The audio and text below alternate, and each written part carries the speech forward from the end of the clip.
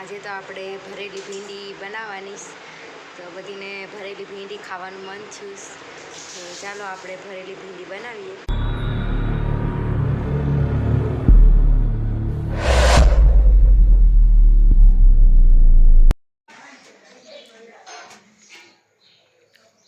હાલો મિત્રો, જય માતાજી, જય સોમનાથ। કેમ છો બધા? મજામાં?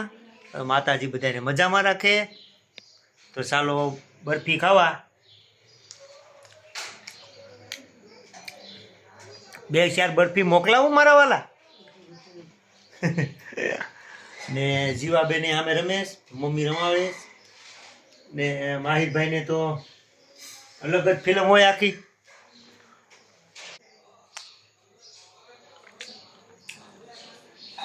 જીવાબેન મારા આમ શું છે મારો દીકરો? શું છે?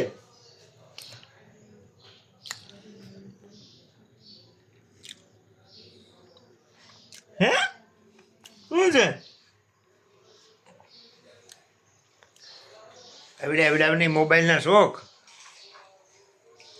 આ ભાઈ ઇન્જેક્શન લઈ આવ્યા છે। હા, મેં કીધું હું ટીંગાણો બારીએ।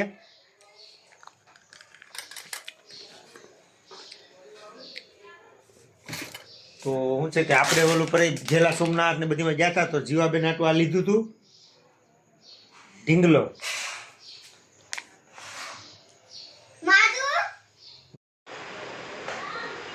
જય માતાજી, જય સોમનાથ।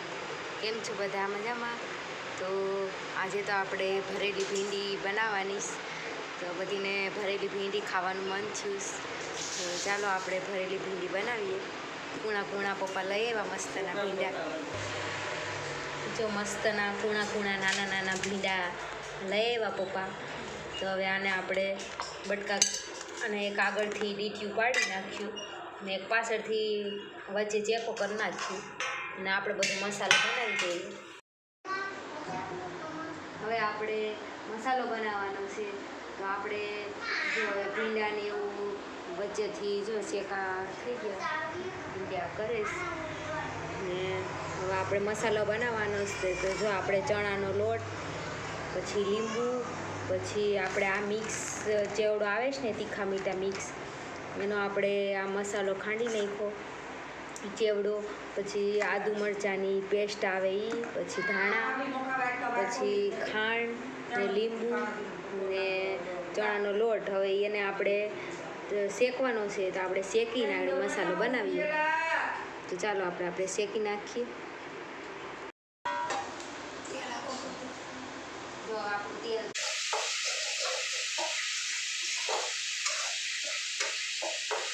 શેકાવા દેવાનું 2-3 મિનિટ મસ્ત તો શેકાઈ જાય તો મસાલો સારો બને।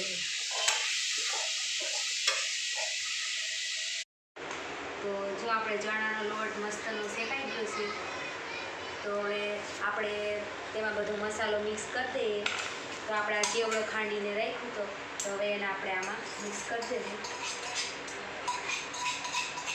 આનાથી ટેસ્ટ થોડો સારો આવે એમ। જ્યાં આપણે નાખી દીધું હવે એમાં થોડાક ધાણા નાખી દઈએ।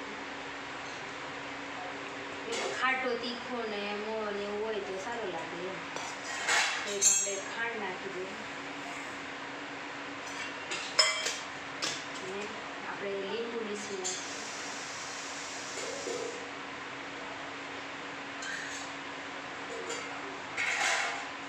ભીંડી તો બધાને ભાવતા જ હોય પણ આપણે આમ ભરીને બનાવીએ તો થોડા સારા લાગે।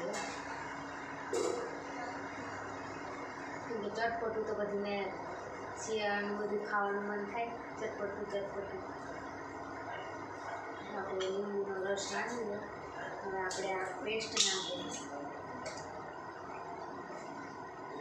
આદુ લસણ, ખાટું તીખું ને ગળું ને એવું બધું મસાલો થઈ જાય।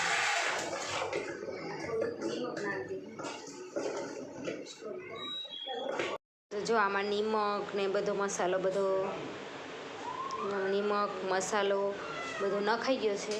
હવે આપણે આમાં એક પાવડું તેલ નાખી દેવું,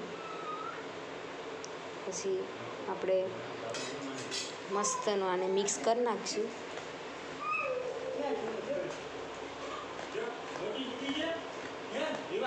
તો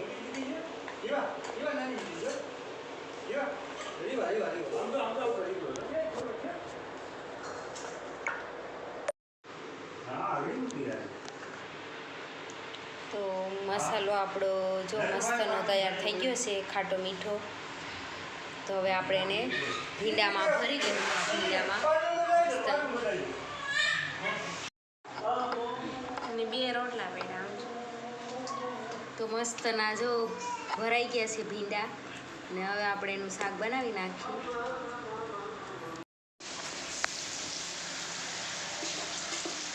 તો આપણે આમાં જો તેલ આમાં નાખ્યું. તેલ તો વધારે જ નાખવું પડે, કેમ કે ભીંડા ચીકણા હોય એટલે ભીંડા છૂટા છૂટા થાય, એટલે આમાં તેલ વધારે પડતું નાખવાનું.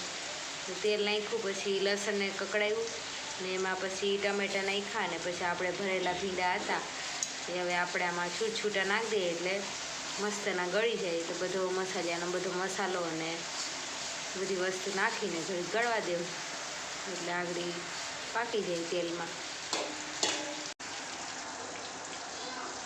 અને આપણે ઢાંકીને ઘડીક રાખ્યા હતા 5-10 મિનિટ. હવે આપણે જોઈ લઈએ પાછું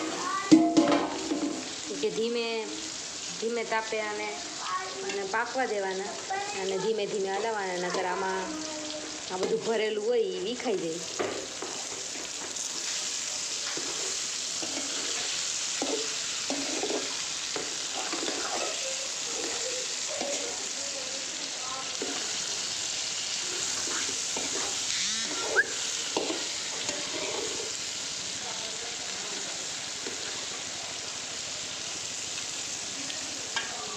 મસ્તના આવો ઘડીકાને આપણે પાકવા દેવું, હજી ગળ્યા નથી. તો આપણે મસ્ત મજાનું ભીંડાનું શાક બનીને તૈયાર થઈ ગયું છે. જો મસ્તનું આપણે ધાણા ભાજી ને બધું એમાં છાંટી દીધું, મસ્તનું થઈ ગયું છે. આપણે ભાખરી પણ બનવાનું ચાલુ છે. ભાખરી બનાવીશ તો આપણે ભાખરી ને ભરેલા ભીંડાનું શાક. તો ચાલો બધા જમવા આવી જાઓ. તો આજ તો છાશ ને ભરેલા ભીંડીનું શાક ને ભાખરી ને આજ તો ખાવાની મજા. તો ચાલો બધા જમવા. તમારી ચેનલને લાઈક કરો, શેર કરો ને નવા હોય તો સબસ્ક્રાઈબ કરો. જય માતાજી.